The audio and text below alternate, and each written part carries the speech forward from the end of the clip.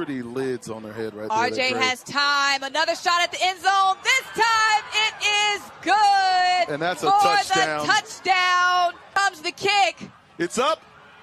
It's good. It is good. The game is over. Waters University the game is over as the time expired. Inaugural Unity Classic from the 22-yard field goal kick from Ryan Gage. Edward Waters stays undefeated. They move to 3-0. The game is over. That ball game is over. It went as time. Woo! Scary hours for Virginia Union over in Florida. Wow. And that is the way that the unofficial CIAA SIAC challenge finishes up. Getting my Dr. Cavill on here, getting it back perked up. My tribute here. Chris, how you doing, man? We are now on episode 4, officially week 3 of D2 football. Well, I'm the anti, Hey, man, look. We're doing good. Look, man, it's we're in the middle of the. Well, I guess we're at the. I guess it's the first. We're still in the first quarter of the 2025 season. I want to welcome everybody to the show, whether you're watching on YouTube, Instagram. If you're watching on Instagram, that's really cool because I didn't set this up for Instagram. But also YouTube and Facebook as well. As we have some misinformation on the screen, so just make sure that you listen to Chris and I. Chris. Let's talk about it. A lot to talk about last week. We had some D2 on D2 matchups. Of course, the one between the CIAA and the SIAC, the grudge match, if you will. And then we also had a lot of D2s once again playing up.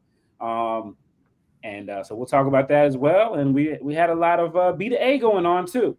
So kind of runs the gamut of last week. What were your thoughts in general on the week? Oh man, it was just another exciting week. I mean, you think it's hard to figure out what's going on right now, and there's no real consistency except that I think it's just be optimistic. I feel like week after week we've seen through these first 3 weeks that as long as you're optimistic, some good things are happening, and there's just a lot of that. So I certainly can't wait to talk about all of those things. Okay, I hear your little sound of blackness. As long as you keep your head to the sky, you can win. Except for a couple teams, they don't matter where they put their head in. Well, yeah, I mean, but we can always sell that. Chris, what a week. So let's get started with the game. We talked about it last week. There was a lot of intrigue and dare we say hype going into this.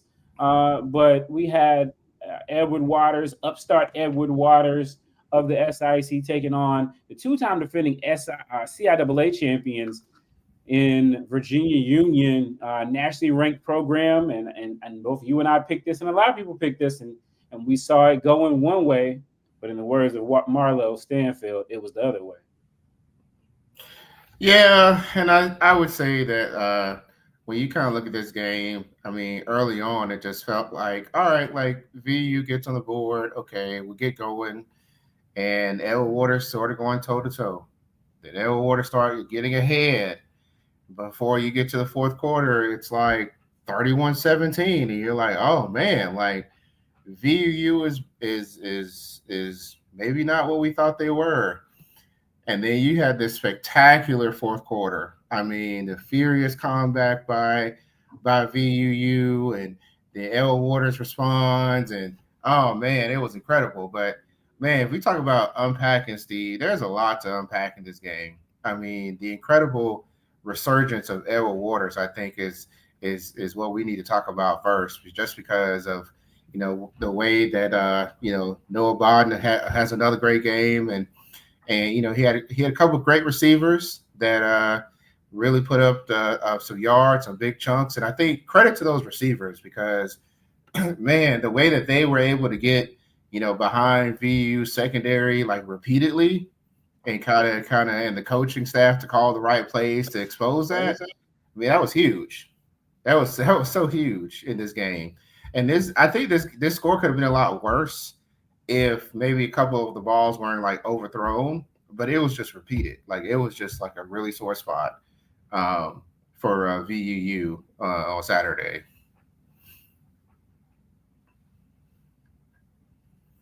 Yeah, Chris. One thing that sticks out to me is but besides obviously the fantastic finish called by our own Simone Stanley over there doing work for the four letter. Besides the ending of the game and everything like that, and the performances from Allen and Biden, the thing that really stuck out to me was the penalties. 40? What? Man, that stinks. What in the world, Chris? I mean, I got a chance to watch some of this. I mean, I've seen a lot of football. 40 penalties. I don't think I've ever seen 40 penalties, Chris. What do we make of that? I don't think I've ever seen a team get over 200 yards of penalties, which is exactly what happened to Edward Waters. 235 yards of penalties. I mean, when I did my own analysis, there's like, I think it's like 60 schools in Division II that don't even have that many penalties in like 2 or 3 games. Right. And VUU followed up with that. They did, almost their best impression. They had 172 yards of penalties. That last drive for Edward Waters started off because of penalties on kickoff. Like that got them pretty close to midfield to be able to have the opportunity to get down the field for that game-winning field goal. It just seems, I don't know if they're just, the officials are overzealous or what that is, but man, I just not seeing anything like this. I mean, there's other games too that we could talk about when it comes to penalties and how it really impacted the game, but this is probably like just the most apparent one. It was just so bad. So bad. It was for sure. Let's listen again to Dr. Alvin Parker, head coach at Virginia Union. He did mention the officials. I didn't put it here in this clip. They weren't CIAA officials, so I guess it's okay. He did say he felt like there was a little bit overzealous. But let's play what Dr. Parker had to say, and then we'll go from there. And for a while, one of the only HBCU matchups where you're going to see 2 top 25 HBCUs, playing the game, along with being, 2 top 5s in some of the HBCU polls and things like that. So it's going to be a challenge. I think it's going to be a lot of hype around the game.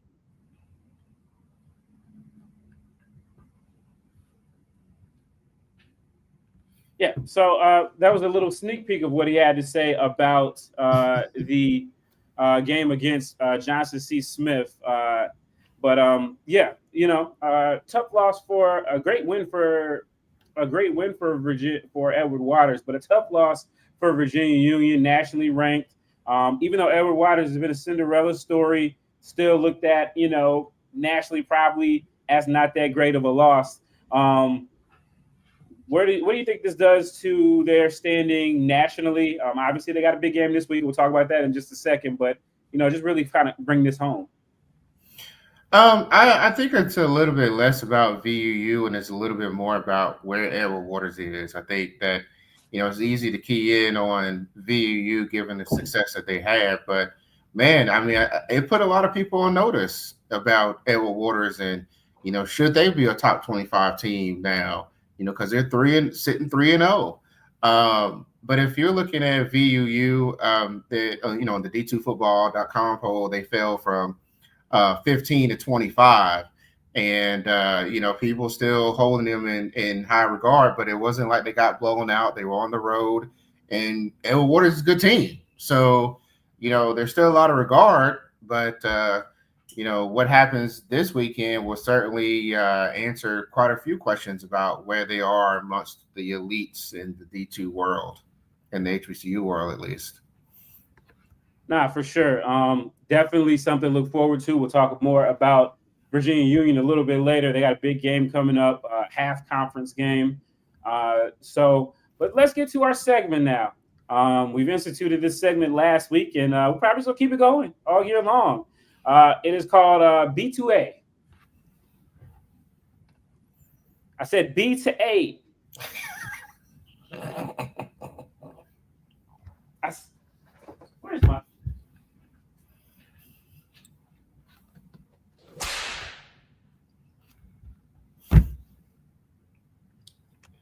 I'm still practicing.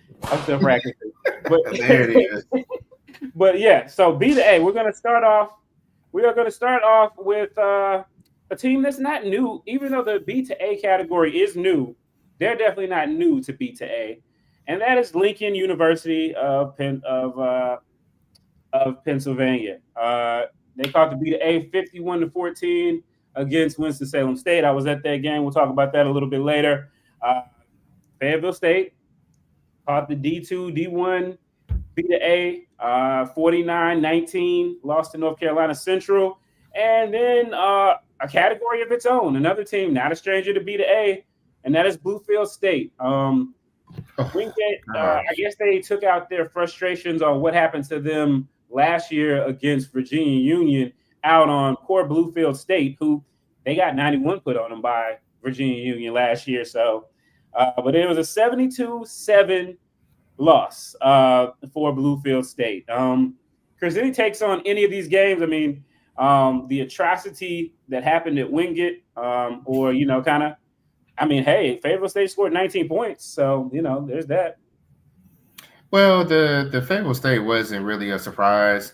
I did, you know, notice that they started a new quarterback in Wilson Carbo this time, you know, trying to get something going. And they had a couple things going, but, you know, people talked about Central, like Central is kind of, you know, maybe not the strength that they are, but Central's still a really good FCS team. So not really a surprise there.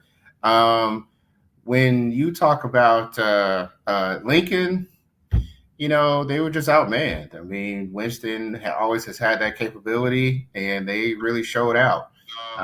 So, yeah, I mean, now Bluefield's a whole nother category, right? Because Bluefield, that's child abuse. Well, Bluefield's offense, when they're playing somebody that's probably on their level, like they score like they average 22 points a game. The problem is that the defense is just like, it's just not there. I mean, they're giving up 50 points a game. They're giving up over 500 yards of offense. It's just not there. I mean, I don't even know how else to really explain it. It's just bad. So, you know, it was like 49-0 at halftime. You know, there's a comment that says, is Bluefield State that bad or extremely young? Bluefield is just a school that, you know, they go through they go through a lot of transfers from year to year, and they're trying to figure out what that mix looks like. You know, I would say that like the quarterback they have, Wesley Thompson, probably like the best quarterback that they have had. Although Salino was decent last year, but I say Wesley Thompson was an upgrade. He was a transfer, came in, but you know, they had some pretty decent guys on defense that transferred, some that graduated, and they just can't score enough points. They're just not that consistent. So I'd probably say a little bit more on the young side, but man, it was tough. It was tough to watch that. But I would say this: remember, Bluefield has an out-of-conference win. There's other teams in the CIAA and the SIAC that cannot say that. They do not have a win right now.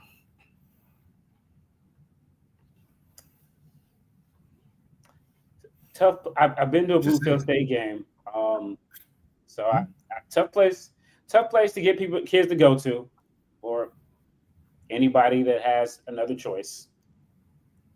And yeah, that's why you see them struggle to keep them. But I mean, they got 91 scored on them last year. So I mean, I don't know how much a youth it is. I just think it's just a tough place to recruit. It's gonna be a tough place to recruit, tough for them to grow. They do have the out of conference win. They got that last year, and then I think that was the only win they got. So I guess the challenge for them is to see if, you know, they can find another win. I'm not sure when Lincoln and them get together, but, you know, someone will win that game. So, you know, tough sledding over there in Bluefield, at Bluefield State. But yeah, you know, they've seen it hasn't been too easy on them since they moved over to the CIAA, for sure.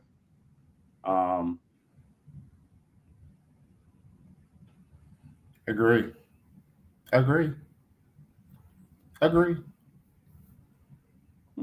Okay. I've never been to Lynchburg. I'm just talking about location. When I say that's really what I mean. The location, just kind of in there. But we'll see. We'll see what happens with them moving forward. Let's go to another segment that we have here today. This is the not type top four. So some teams that kind of go under the radar, generally, that we don't always talk about, but we'll get there. We already talked about Bluefield State getting blown out by Wingate. Let's stay in the CIAA, and we had Shaw losing to Ferrum. Another game with penalties. They had over 120 yards of penalties. Shaw did. It wasn't that they couldn't get to the red zone, especially in the first half. They had an opportunity to get to double digits in scoring, which would have been, above their scoring average. They're only averaging 6.5 points a game right now. And penalties drove them out of the red zone, and there was that. And then Ferrum just, actually, this could have easily been a 7-6 game. And the only reason why Ferrum got to 14 is because Shaw, early in the third quarter, fumbles the ball like inside their own 10 to Ferrum. So they had like this ultra short field to work with. It was just an ugly game, ugly stats game. I mean, it's Ferrum's first win as a Division II program. I picked Shaw to win this game. I thought they were going to have just enough. Yes. Is that bear spray? Because, I mean, that's exactly what they used. I mean, it's a Marud.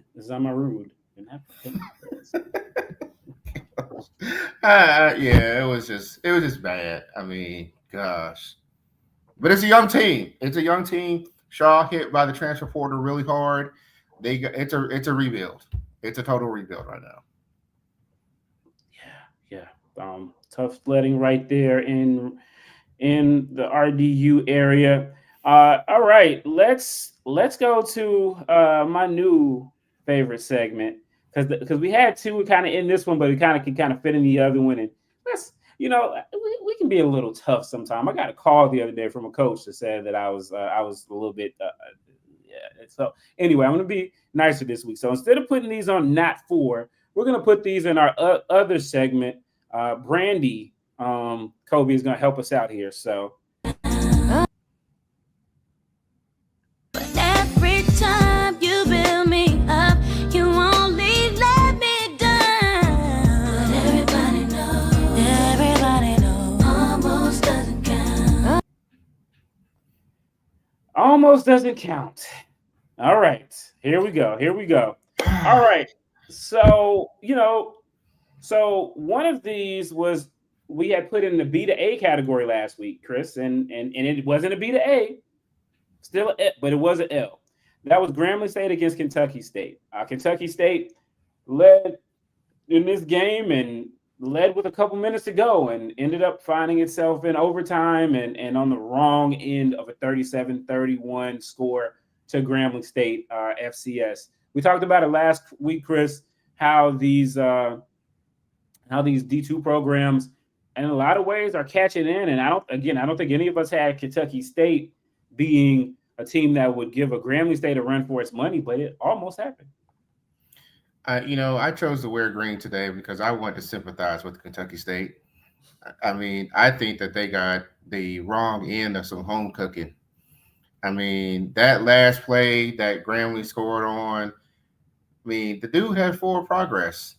I mean, they should have blew that play dead. He was being driven back by like 3 Grambling players.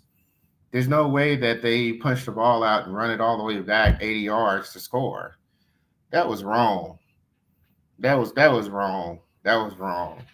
Now, I mean, look, we've seen teams go like into overtime, Division II teams like Virginia State. We saw that, and it's not a great place to be. Like, you're at a disadvantage already, so why bother going through overtime in a game that won't help you qualify for the playoffs? It's just for bragging rights at that point.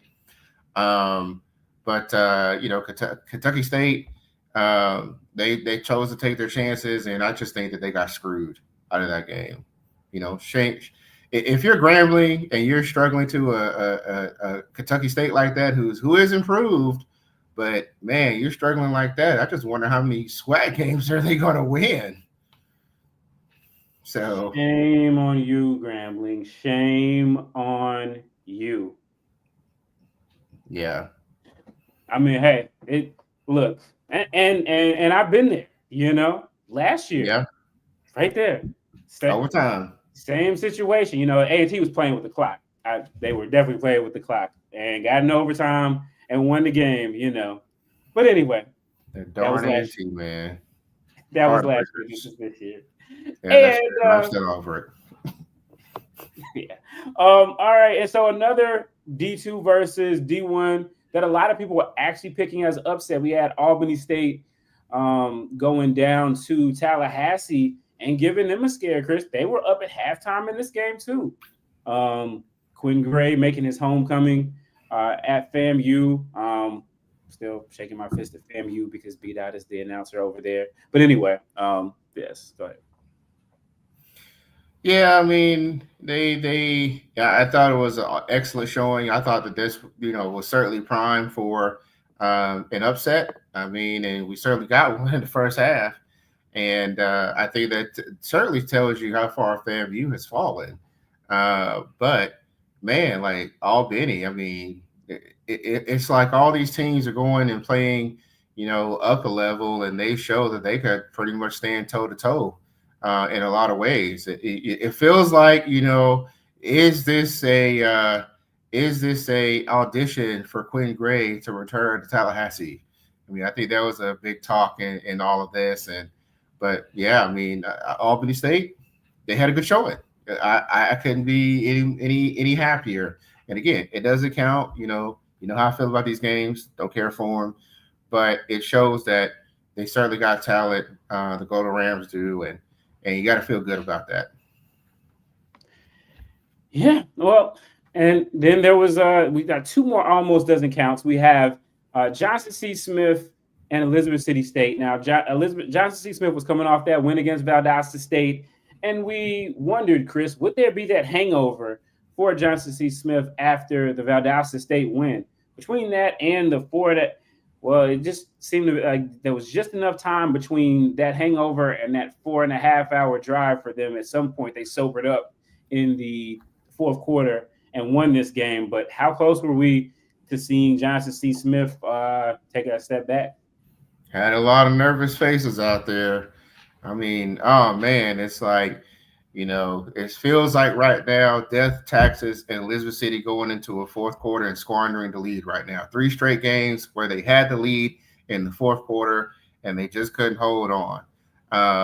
It was, again, great play calling on the coach's part, and they took advantage of opportunities. I mean, when you look at like Catrez Bracey, wide receiver, had almost 150 yards receiving, had a really big touchdown run. And JCSU is just susceptible to big plays. And on the defense, as good as they are, that seems to be one weakness. And, man, Elizabeth City played tough on QB. But, man, on defense. But, man, they just couldn't hold on enough. They just don't have enough offense right now to put those games away. Yeah, well, we'll talk about ending the game. We got one more. I didn't put it on here. Kobe will cuss me out later for that. But Howard and Morehouse. This was a game that we thought would be a B to A. Now it ends up in a 38-10 score in favor of the nerds from DC over the nerds from Atlanta. But if you look at this game, the one thing I do want to talk about, I think it was 10-17 at one point in the third quarter, so it was still hanging pretty close.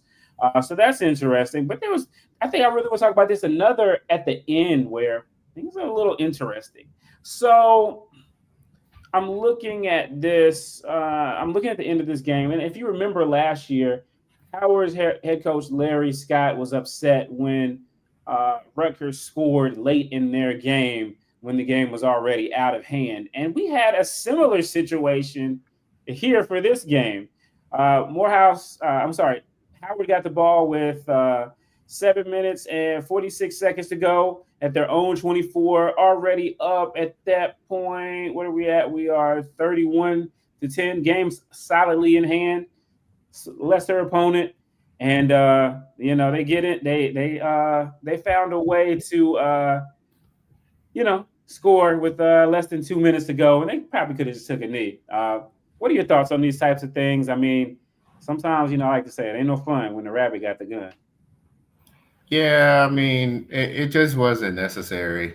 I mean, it just wasn't. Seriously, like, what are you going to prove? Pick on somebody your own size, Howard. Let's see how you go to the rest of the VIAT schedule, because it's not going to be that pretty.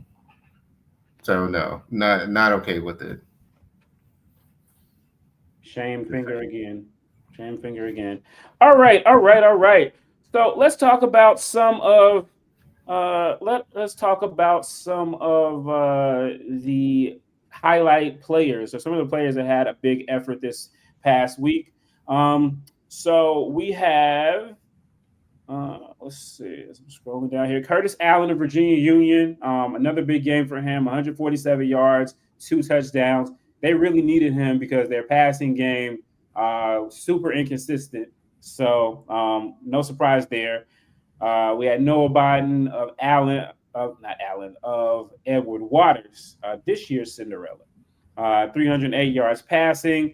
Punter from Kentucky State, Matt Balianos, 49 punt average against Grambling, and that was a big help to them. Also had Fabian Duncan, who's from Allen, 125 rushing yards, 2 scores, and Catrez Bracey for Elizabeth City State, 4 catches, 142 yards, and 1 score. So those are some of the guys that were standouts. Who were some, was there one there that really impressed you? Well, and you got one other, and that was your boy, Dalen Lee, who had an outstanding game as well. Had 5 touchdowns in that game on Saturday. And I would say that Curtis Allen continues to impress week after week. I mean, you watch any of his games this year, and guys are trying to they're just throwing their whole body at him, and he's just like not really flinching a whole lot and just shrugging it off. But credit to Bracey for being that prime target for sure at Elizabeth City. Big for him as well. So we love punters. Anytime a punter can show out like that and flip the field, I mean, because I think that's at a bit of a premium this year. And when we talk about these close games, man, establishing a good field position is really, really important. So certainly a shout out to him as well. So yeah. Yeah, no doubt. Yeah, Dalen Lee did have a really good game for Winston-Salem State. Kobe, you go ahead and throw the highlights up here. His numbers were 4 touchdowns, 251 yards, and a rushing touchdown in the blowout win. This is Devontae DeLoach, who was at another CIAA school, Livingstone, and he's transferred from up the road and been a big part of what they're doing. And you see Caleb Washington here throwing up the hooks, and this is not a repeat clip. 2 catches, both of them 2 touchdowns. Got a little tush push there, and then Dalen finishes his night with his 4th touchdown pass of the game to Jaden Grimes. So WSSU, a big day. Big day for WSSU. They scored 51 points. That's their highest point total since 2018.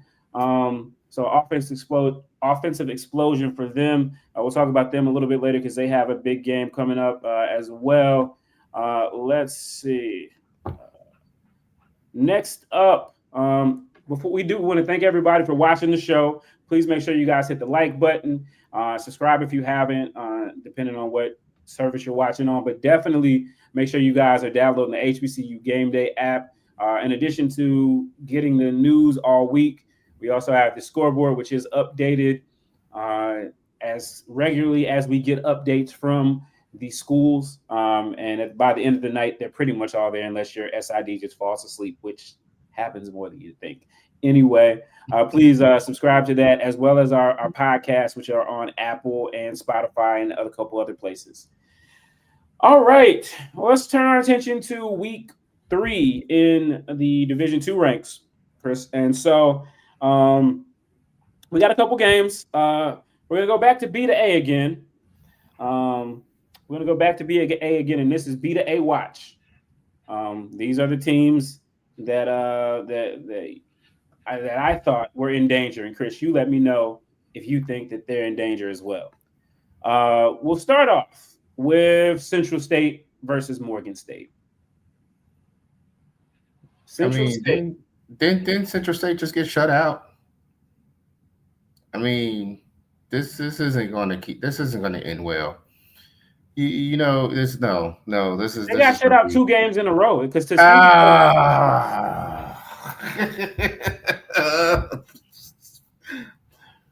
yeah, Morgan State is far from the 99 LA Rams, but they will probably look like it against a Central State team that cannot score against its SIC D2 brethren. So yeah, got that B to A alert there. Chris, I don't know. Maybe I'm giving them a little too much credit, and you would know this better than me, but I also have Fort Valley State on B to A alert watch. Even though last week, and we didn't get a chance to talk about it, they had a competitive game against Clark Atlanta, but because they're playing Delta State, which traditionally for an HBCU is a B to A game. But what are your thoughts? Am I overestimating Delta State and maybe not giving enough credit to Fort Valley State? This is in Fort Valley. It is in Fort Valley. Yeah, it was a home and home series. Last year, Fort Valley went to Cleveland, Mississippi, and played Delta, and they were actually leading and had a chance to win that game before faltering late. One of the guys that we didn't talk about that is noteworthy was Don Hudson, who the quarterback, had his first career start at Fort Valley last week against Clark Atlanta, and he had like 140 yards passing, 140 yards rushing. He and the quarterback at Delta, Cole Kirk, they have very similar styles. They're not the biggest guys. They are mobile, and I think that gives Fort Valley a chance here. I just don't think that you can't write Fort Valley off that quickly, but I think that their new quarterback is definitely going to see what is it like playing against a team that's certainly favored in this game, and it should be a much faster pace as well. So I wouldn't count them out, especially at home, but certainly I don't think it's going to be a true B-Day. I don't think so. Okay. I'll take that. Yeah, this next one, I got this as a B to A because I think they're going to put up video game numbers, Chris.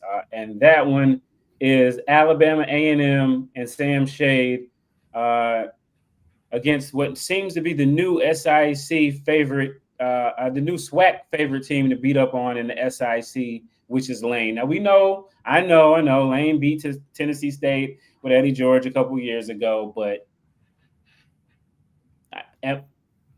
Nah. Sam Shade has A&M rolling right now. So I mean they had a close game against Tennessee State, and they went back and forth with Alcorn, and so no, this isn't going to be pretty. No, this is definitely going to be certified B to A. All right, there you have it. So we'll see. We'll keep, and again, as we said last week, when we're wrong, we'll say we're wrong. So we'll see which one of those become B2As. Do want to take the time to thank Angela Johnson for the super chat.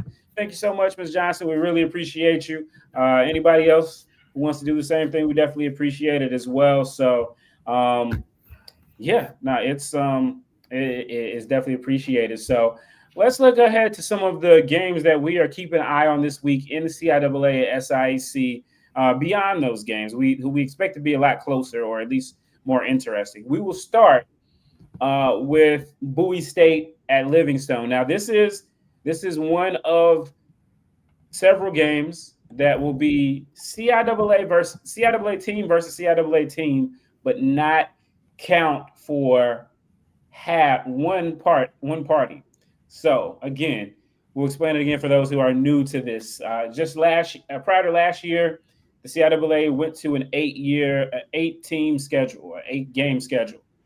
St. Augustine's dropped off the CIAA schedule, and so the teams that were already programmed to play them, they lost an opponent there, and so they ended up, and things were uneven just because everybody wasn't supposed to play them. So in the end, they decided that only the last 7 games would count, and for the Southern teams, St. Aug comes in on the back end of their schedule, so those weeks are when they have a bye. Now, with that being said, this game does not count for Bowie State, but it does count for Livingstone, and it is on the big blue turf. We saw Livingstone. They beat Clark. They beat Allen. I mean, we don't have any. There's not much great physical evidence, but they did beat Allen. And then we saw Bowie State, getting smacked around by Dell State in a money game, which could have been worse, but for them, Dell State committed a lot of penalties. Their coach Deshaun Jackson talked about that. What are your thoughts on this game, Chris? This has been an interesting series the last 2 years. Yeah, as Bowie State came off of that championship high starting in 2022, this game has been a little bit more even. They split the last 2 games, and almost by identical scores of 31-18, 31-17. If you look at Bowie State right now, offense isn't necessarily lighting it up. You certainly got Kevin Taylor's there as quarterback, Malachi Anthony's there as quarterback, Michael Robinson leading the rushing attack. These guys on defense certainly are turnover capable. If you look at Livingstone, from Alfredo Sotelo, the quarterback, to what they're able to do on the defensive line, it's going to be really interesting, that defensive line against trying to shut down that run game and force Bowie to be one-dimensional. And so, man, this is we're not used to saying this. This is a pretty even matchup.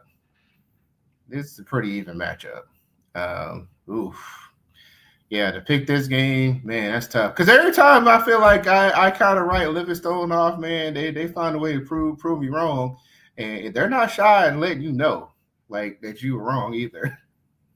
So, yeah, my sources tell me they are definitely one of the teams that are waiting with bated breath at every one-word recap that you put out. That's what the streets tell me. So, yeah, so. They've been idle. They were idle last week, so we'll go with that. But yeah, I think Livingstone is becoming one of those places.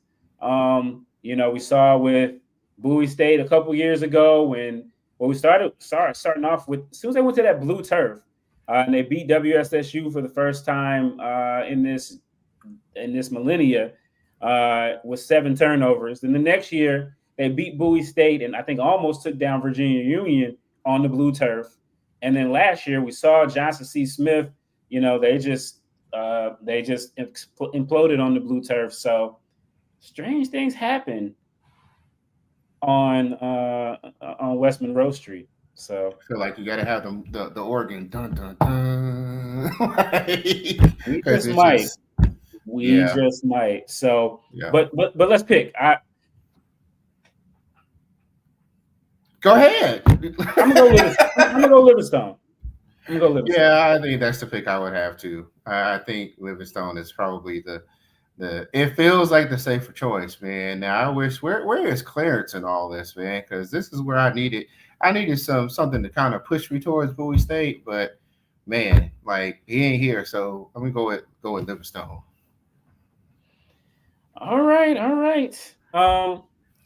And there goes, and there goes. I mean, it's 1-1, Kobe. Bowie's got to show and prove to us. Is Shippensburg how did Shippensburg do last week? Do you know, Chris? I think they played Clarion. They lost, if I remember correctly. So isn't Clarion the team that Bluefield State beat? No, that's Concord. Okay. I got wrong seed in the Mountain East, but okay. So all right, okay. So we'll see. Yeah, sorry, Kobe. We're not gonna pick the North team every time. We're just not. I know you know. Anyway, all right. So Edward Waters at Bethune-Cookman. This is the third week in a row, Chris, where we legitimately come into with a team that on the Division II level, a lot of people, even outside of this D2 CIAA SIC world, say, hey, Edward Waters not only has a chance at this game, a lot of people feel like they're a favorite. Now, I know just last week that Bethune-Cookman scored 44 points. But basically, and if you've seen South Carolina State under Chennis Berry, they kind of have a pattern of just scoring a lot of points early and then just going to sleep on defense and kind of rotating all the local water boys in and everything like that. So I think this is going to still be a close game. And obviously Brian Jenkins will have motivation. I mean, he left Bethune-Cookman on his own recognizance, but it's you go back home, you want to a place where you've had a lot of success, you want to show, hey, I still got it, right? So any thoughts on this, especially coming off of a monumental win last week, man? How big would this be to take down Bethune-Cookman, who did lose to a SIC team last year? Yeah, they lost to an SIC team that knows how to pass the ball. And so here you've got another one that that likes to do the same exact thing. Listen, I mean, these coaches, Edward Waters are no stranger to the FCS club, as you mentioned. They have players that have faced FCS programs before. I was trying to figure out who's really favored in this game. I mean, you would think that Bethune is still favored, but man, yeah, I mean, I think that Bethune-Cookman ought to be on upset alert on this one. Yeah, because anytime it's an FCS team that is going to go down to a Division II team, yeah, I mean, I just think that they're certainly primed to take that L and go to 0-4. So, and somebody accused of a Southern bias, but I guess Edward Waters is a little further north of Bethune-Cookman. So can we, throw a little geography in there? Yeah, let's see. So I have a line. I have the FCS Sportsbook lines. So they have this game as let's see. We have Edward Waters and Bethune-Cookman. Edward Waters is a 5.5 point favorite over Bethune-Cookman. Well. Oof. Just saying. So yeah, but you picking where you going? Yeah, I'm going with Edward Waters. I'm going for the upset here. I think it's there. I'm gonna go safe. I'm gonna say Bethune-Cookman finds a way to get it done, but it's not gonna be impressive. Maybe Bethune-Cookman will be auditioning for the SIC. Won't be a bad move. Wouldn't be a bad move. Nah, man. All right. Leave them folks alone down there in Daytona. All right. So next up on our list, we have Virginia State at WSSU. So another game, Chris, where the Northern team, this time Virginia State, this does not count as a conference game for them, while the Southern team, in this case Winston-Salem State, does. We saw this game last year. WSSU won the game. A lot of people forget that or just ignore that, but they won this game. Counted as a win for them, but it did not count as a loss for Virginia Union. And, when they also lost to Johnson C. Smith as well, that is the only one that was credited to them, and thus they ended up in the CIAA championship game. So let's hear from Robert Massey, the head coach at WSSU, and then we'll come back and talk at this game. Do that. This is a real a year ago, this is the team that we beat, yet they made it to the championship game. So there were some of those things we can't control, but what we can control is how we prepare and how we play come Saturday. And again, I think we'll be ready for that. We don't, not to give away our game plan, but he's the type of quarterback that you have to have a spy from time to time. We want to blitz him, because that's just what we do in this sport, in this game. You solve your problems through aggression. So it's a secret is no longer a secret. We coming. So with that being said, everybody has a responsibility. So we have to make sure we contain and force them back into the pocket.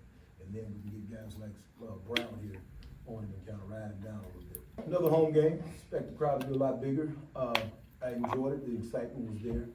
I thought the guys did a good job of representing WSSU, and we're going to continue to do that. This is a real good game coming up, real tough game. Should be a slugfest. I don't know if it's going to be a gunslinging deal with what you mentioned, Gabe, but I know Coach Frazier, been knowing for years. He puts together good programs, good football coach, and he had a good coaching staff as well. So, but I feel good, and if I had to bet my bottom dollar, I'd go with Winston-Salem State. All right, so that was head coach Robert Massey talking about the game against Virginia State upcoming for them. Again, it does count in the CIAA standings for them. Chris, what are your thoughts on this game? Last time we saw Virginia State, they fumbled away a big time lead against an FCS team and against Norfolk State. And so, what are your thoughts on them? They are coming off a bye, which is interesting because they were coming off a bye last year when they lost this game, and also Virginia Union has lost off the bye 2 weeks in a row. But what are your thoughts? 2 years in a row. But what are your thoughts? Well, this is another game that feels like a bit of an even matchup. And I think, a lot of it's really going to come down to, who's playing up to their full potential. I think you see some good and some not so good out of both teams. If you're Virginia State, you've got to be pleased about where they are sitting at 1-1, having to replace a quarterback, and you've got a great quarterback in Rashawn Matthews now. But I think a lot of VSU is going to be again that defensive line, man. That's a tough unit. It's a very seasoned unit. It's a tough unit. And so I just want to kind of highlight, both teams have, some standout receivers. Ajivani Bird as a freshman, and Jahari Mitchell for Winston. Both really have had some key points in games already as freshmen. But I also think that shows you, they got some spots where, the lights are going to be pretty bright. And can they come through when their teams need them? So, if you're looking in close games like this, I'd say one of the intangibles that you look at is the kicking game, and neither one of them are really consistent there. So be forewarned if it gets into something like that. That's exactly how Winston won last year. Was the kicking game, and is it there this time? I don't know. Yeah, I haven't been exactly have a warm and fuzzy feeling just yet. So, yeah, about that. Yeah, I would say the key is going to be who can run the ball and possess the clock in this game. Because, like you said, I think both offenses are capable of scoring a lot. I think who's going to be able to run the ball and possess it.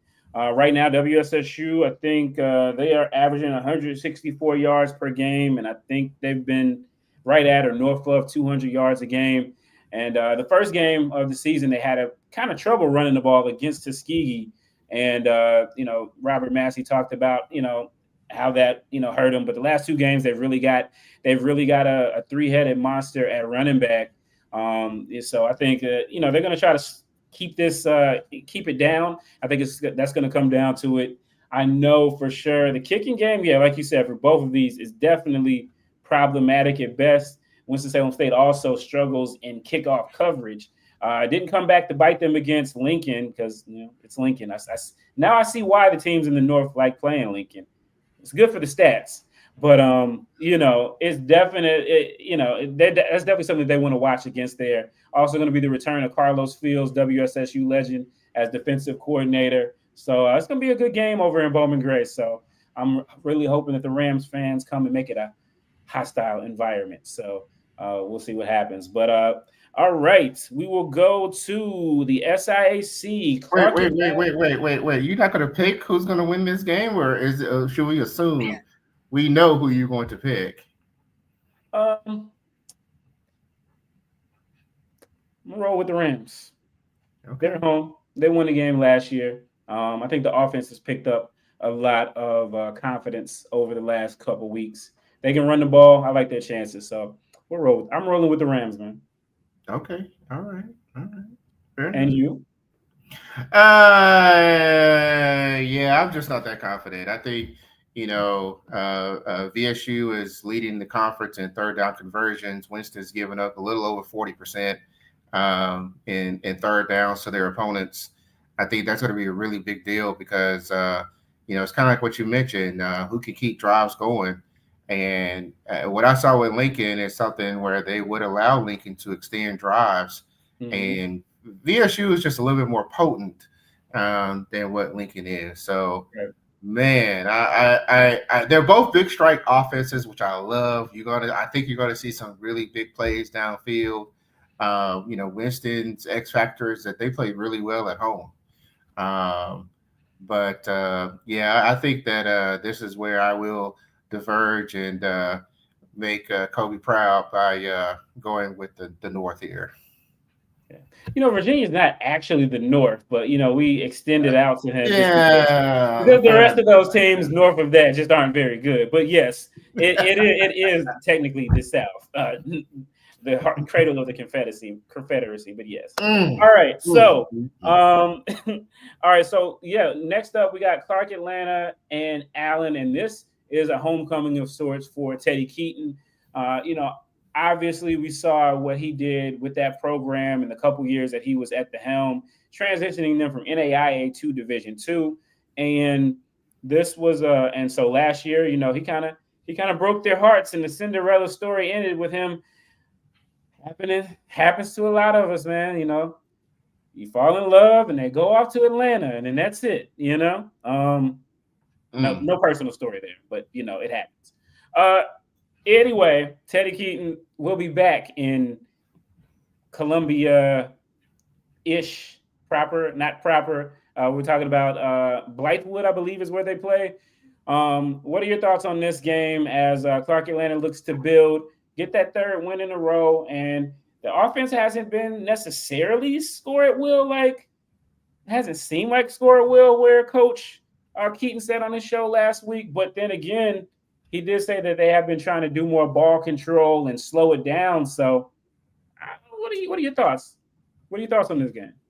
First of all, I kind of cackle at the don't fall in love part. Yeah, don't fall in love. Not with these coaches. Not at D. Damn sure not at D2. Not at D2. No. Yeah.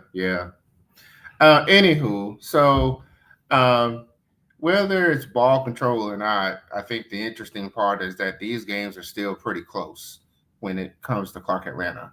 Last year it was everybody was scoring at will. Now it's a little bit more tempered, but the margin isn't changing. And so, when you look at Jameer Dismukes at Allen, he's still getting yards. They have Fabian Allen. And you didn't mention, Steve, that Bullware on defensive coordinator. So, there will be schemes, if nothing else. Allen's definitely going to have to get some consistency if they want to at least slow down that Clark Atlanta train. Clark's going to get points. It's just a matter of, are they able to maybe get under 25 to make this competitive enough to give Allen an advantage there. So, all due respect to my guy, Bowie. Definitely one of my favorites. One of my favorite guys in football. We had a lot of good conversations. This is a statement game for Teddy Keaton and Clark Atlanta, and I expect them to put on the light show.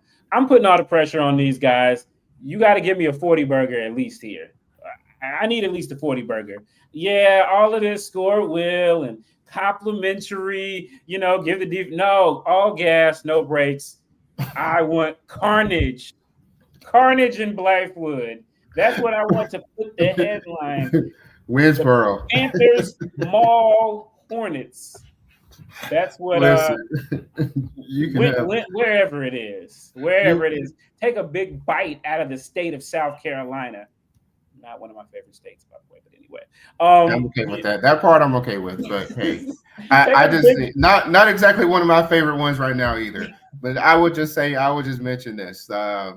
You can have all the carnage you want, Stephen. The question is, will we have evidence that this has happened beyond the box score?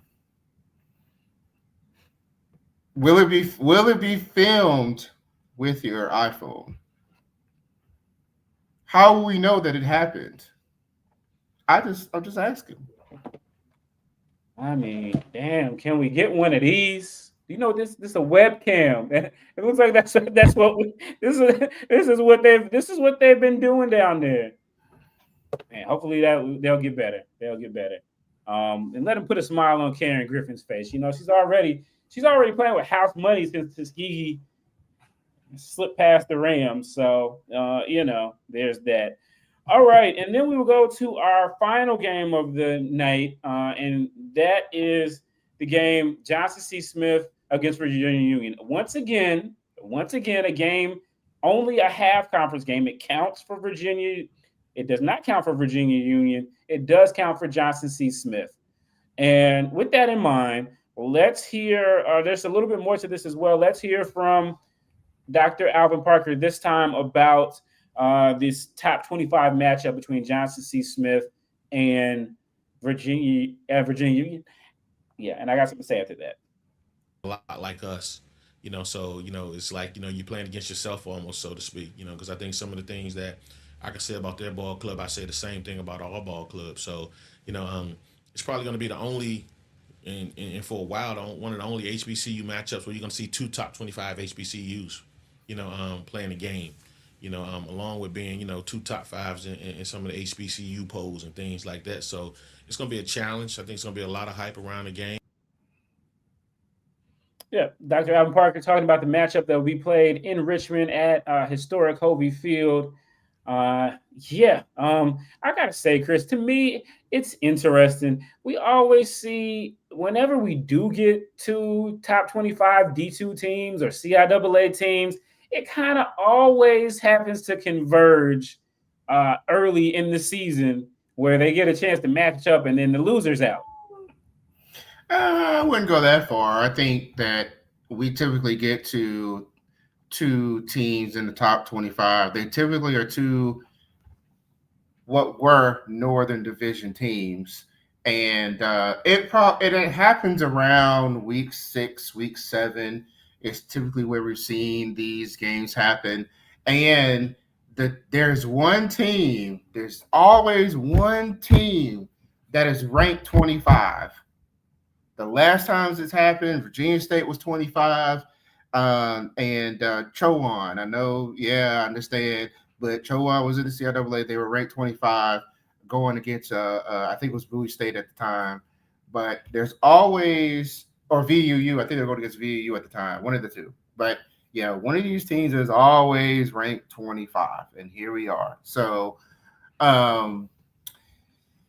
it's a little early for this one to be happening in terms of two ranked teams, but I think that just shows you kind of, there's a lot of regard for both of them. It really, truly is. Yeah, no doubt.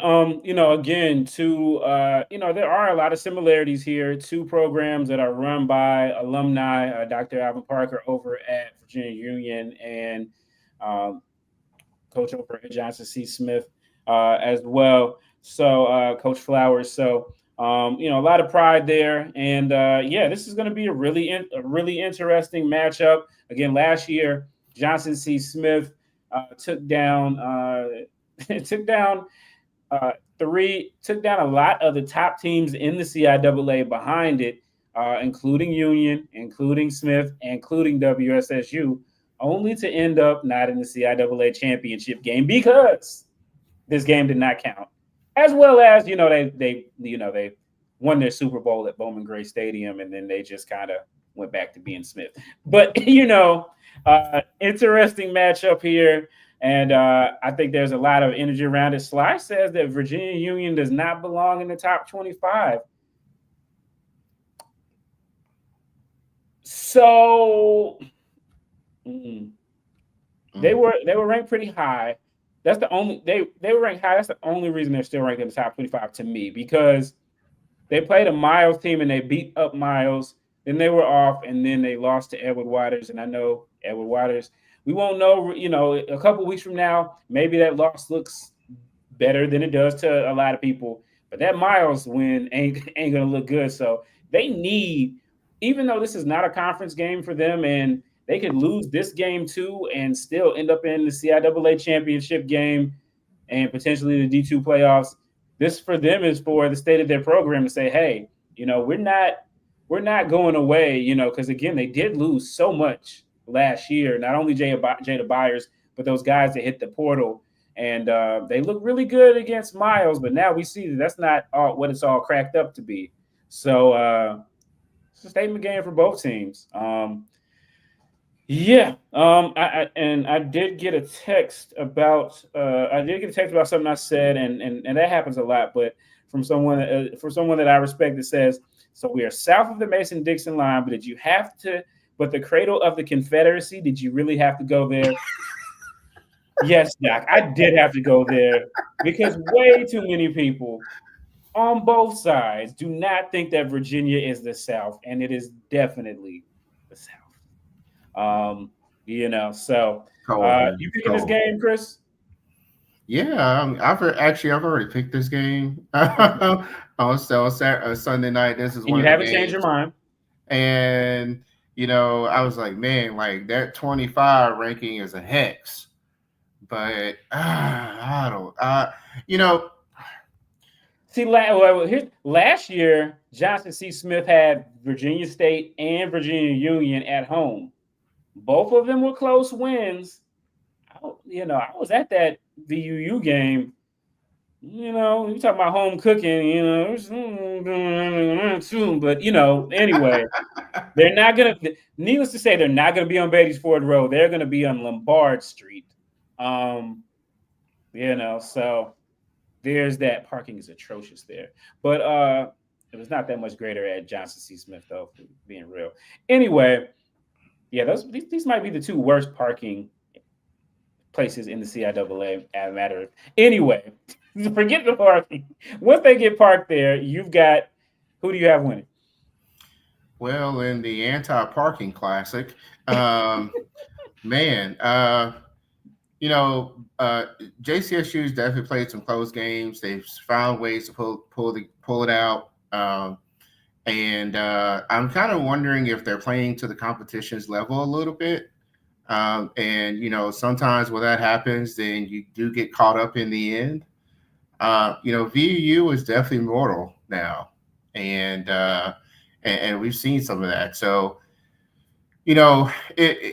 JCSU should be favored in this game, but it is a home game, and I feel like I'm just going down with the ship, and maybe next week we can just play, taps or something if this pick doesn't turn out right. But I'm going to go with VU at home to rebound. I think they learned some lessons. I think that this is the beginning of a gauntlet of a schedule for 4 teams in the CIAA: JCSU, VUU, Winston, and Virginia State. They all play each other. No ducking the smoke. They all play each other. I had them as the 4 teams, the top 4 teams in the conference. Yeah, I don't know where they got that Fayetteville State from, but anyway. The coaches had Fayetteville State number 4, but I had Winston in the top 4 along with Consensus, VSU, VUU, JCSU, and so this is a those 2 games. Those are very, very important games. Winston, Virginia State, because you're going to fall behind and you're going to have your backs against the wall whoever loses. So I think there's going to be a sense of urgency because of that. I think that VUU will rebound and have a little revenge from last year. Yeah, Chris, man, I don't know, man. I don't know, man. Their Union is at home, and I think that's a big advantage. I think it's going to depend on Kelvin Durham. Can he find those Swiss cheese holes in the Virginia Union defense that Noah Biden found? And if he can, Chris, this is interesting. If I had to throw off a dart, man, I feel like Johnson C. Smith is the better team, but they're not at home. So I'm going to go with VUU, even though, there are other teams that would like to see Johnson C. Smith get a loss. But, must win for both in both games for the South teams because you don't have a Lincoln and a Bluefield State that you can count this year. I just want to mention, I would feel a little bit better about JCSU if Brevin Caldwell was playing, but we haven't seen him this year yet, and waiting to see when he makes his debut. Because if you always needed enough yardage to pick up a first down or something, that's the guy you went to. I would say they both have their moments when they're not being very consistent, and it kind of slows things down a little bit. And this is going to be a heavyweight match. This is definitely going to be your game of the week. There's 1A and 1B. That's what this is. Yeah, man, this is the don't park. I'm dubbing this the don't park in the neighborhood classic because I got a story about parking and I could not find my car. Like I legit could not find my car. I thought it got towed, and this was in the middle of the day. Anyway, the don't park in the neighborhood classic, brought to you by HBCU Game Day.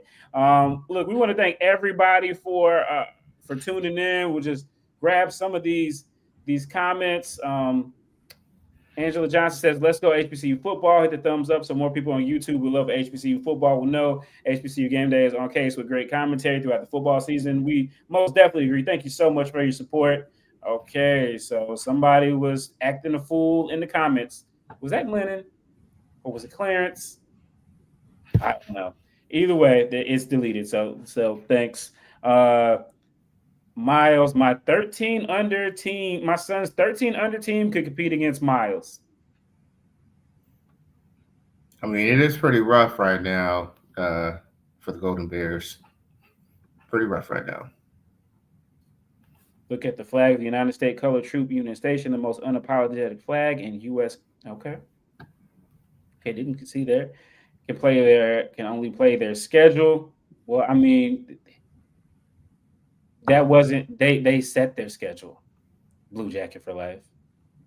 And I saw what you said about more WSSU. Yes, I go to the press conference every week. You're damn straight you're going to see some WSSU press conference. But Dr. Alvin Parker's press conference is also available to the media nationally. So shout out to him. And they posted online, so I made sure that I worked that one in as well. So, and Kobe says ball control, man. Kobe, come on and hop in here for just a second, man. This is let's let Kobe vent, because he keeps saying I'm picking on the North and all of this, and I'm hating on the North and all of this stuff, man. What are your thoughts, Kobe?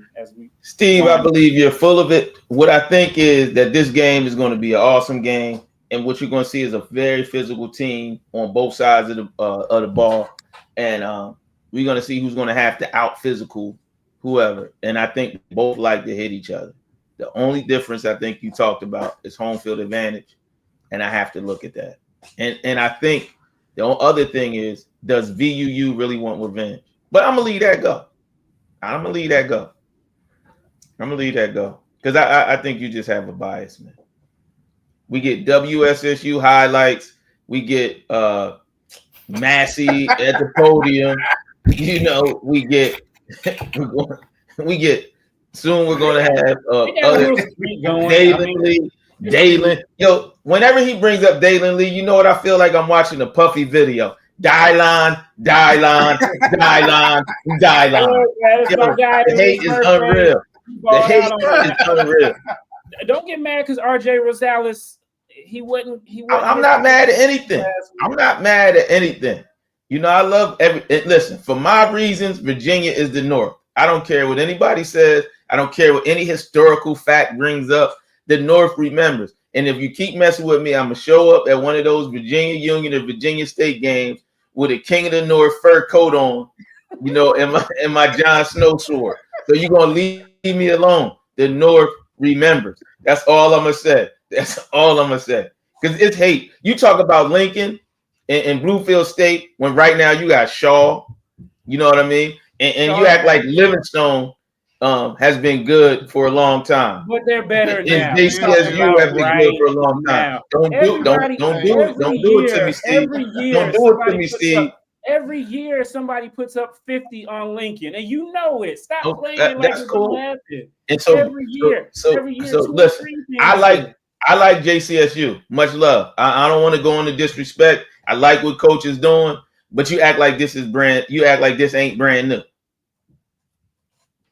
Lincoln doesn't even have Lincoln doesn't even have a long. JCSU is one of the first teams to ever play HBCU football.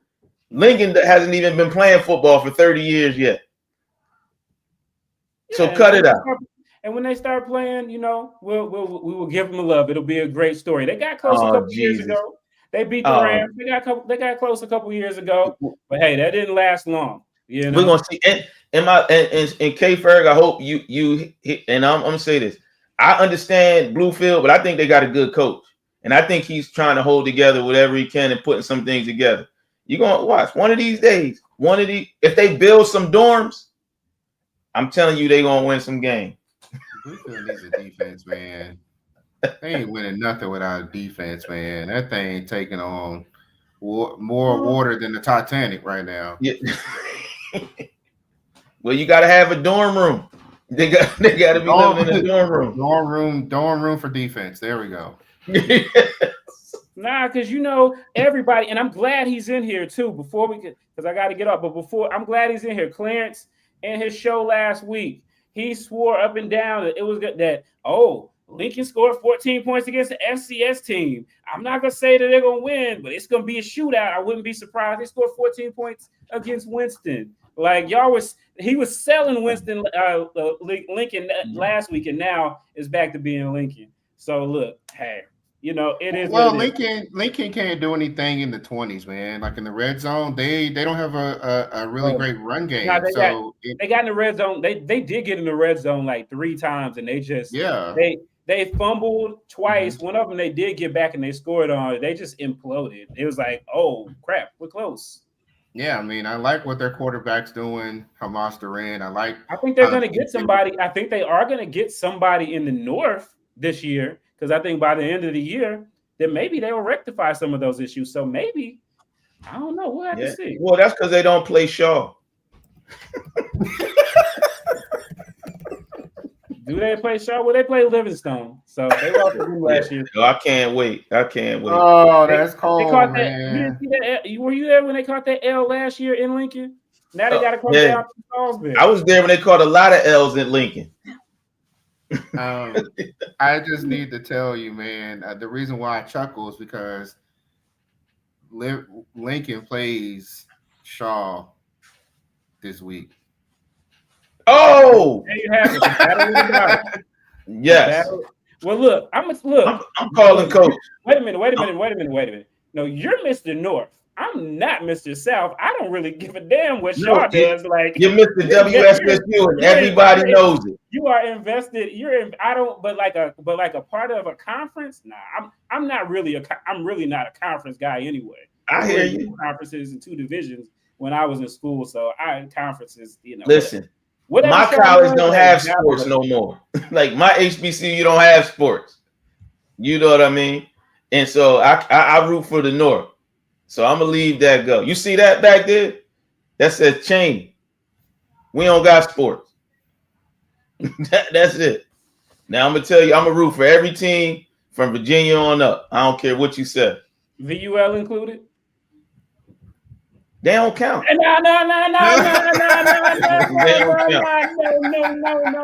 You sound like Sly right now. I don't even know what VUL.